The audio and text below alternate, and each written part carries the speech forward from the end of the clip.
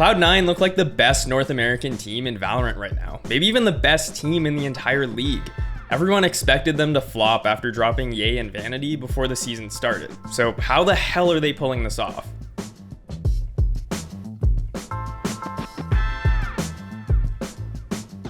Alright everyone, before we get into the episode, I just want to give a shout out to our partners at Qualcomm Technologies and the Snapdragon Elite Gaming team. They're helping us explore mobile esports and the mind-blowing technology that's the driving force behind it. So if you want to learn more about that, make sure you check out our Cracked episode on the explosive rise of mobile esports using the link below. And stay tuned as we head to the Snapdragon Pro Series Mobile Masters in Tokyo.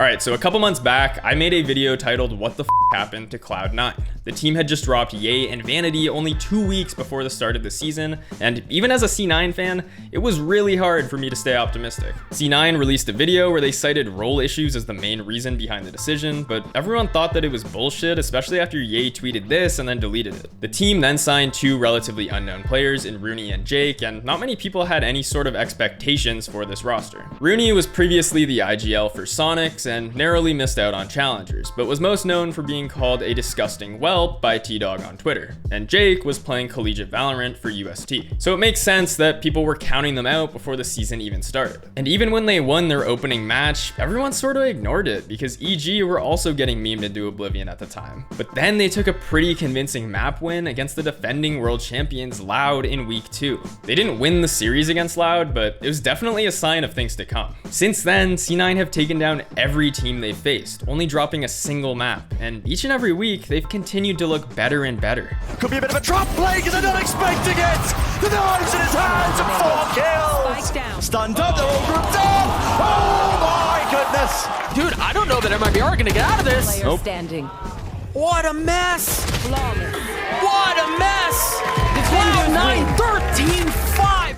Now, there are a number of reasons why I think Cloud9 has been able to prove everyone, including myself, wrong. Leaf has been moved back onto primary duelist, and he and Zeppa have been fragging out the entire season, as we've just come to expect. And Zelsis has been a rock on Killjoy. But the biggest surprise has to be the new guys, Jake and Rooney. Despite having no tier 1 experience, they look like some of the best players in the entire league in their respective roles. They're the real deal. MCE has put on another masterclass scouting these players and developing them into top talent, similar to what he did with Trent and the guard last year. Jake even credited his coaching style for a lot of their success. One of his main strengths is his ability to know what the other team's doing, but he doesn't necessarily create an emphasis on that, just the small things that they do. Oh, Khalil likes to TP over here and be main. And it's just those small things that we're able to figure out and isolate and shut them down, and that shuts down their main game plan early on. Also, his sternness as a coach, when you make a mistake, he just yells at you straight up, and you know when you made that mistake, and you know you're about to get yelled at, and you know you want to fix it for next time, and that's super, super important in a coach. I think sometimes coaches don't have that sternness, and the players don't want to listen to them as much, and I think Matt is just really great because of that. Now, MCE, being the humble guy that he is, didn't want to take all of the credit, so he spoke more about his scouting techniques following C9's win against Sentinels a few weeks back. Player development only goes so far. These players were already good to begin with. It's about giving people a chance. And a lot of people that came from the other game we had played, including myself, Zelsis, Leaf, Zeppa, they were just as good in the previous game and never got a chance, or they got one chance that wasn't a good chance. So it's there's certain characteristic traits that you look for, and there's a lot of tier 2 and tier 3 players that would surprise people if they were given the chance, but it's of those guys who doesn't have the ego, who wants to work, who wants to be a part of something, bigger than themselves, and that's what you have to look for.